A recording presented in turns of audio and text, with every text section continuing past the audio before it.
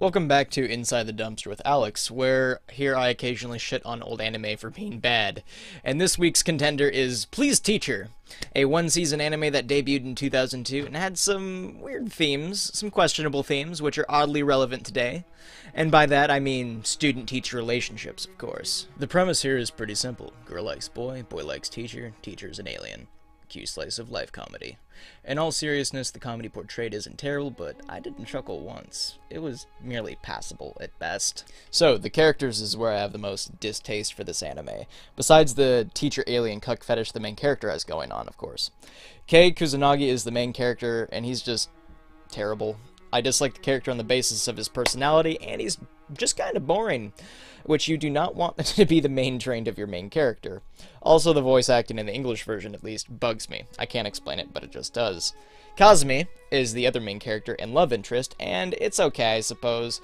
Lots of moral questions arise if you dive into the lore of this anime, such as her passing the necessary tests to interact with humans, and you want me to believe that she has a small grasp of intimate relationships and can't handle that? I personally am skeptical. This show suffers from side characters outshining the main cast, in my opinion, in terms of depth, voice acting, and believability. Koichi, Ichigo, and Kaide, in particular, were probably the best characters to sit down and honestly watch.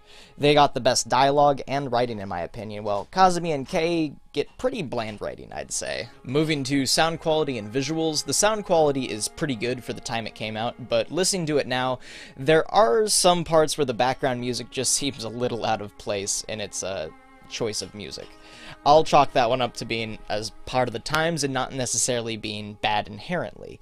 The visuals by Studio Dwame are decent, especially for 2002, so it wasn't too bad to watch. Only negative is it still has that 90s kind of luster where the characters just kind of look the same and they have those oversized eyes, and that's just what was popular at the time, but still it's a gripe on my part because I'm watching this in 2018. Plot is basically Kei's journey on him trying to romance his teacher, who's an alien, and surprise, surprise, it's got a lot more baggage than anticipated. He honestly should have pursued one of his classmates that liked him, like Ichigo, but then we wouldn't have an anime like we do, would we?